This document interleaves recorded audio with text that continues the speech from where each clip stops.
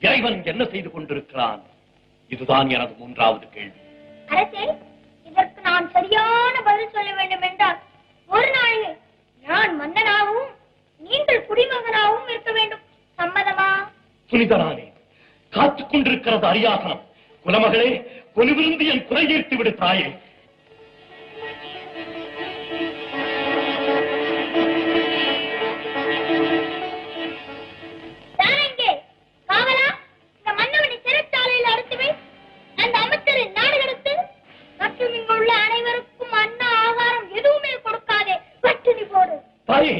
இதென்ன விளையாட்டு?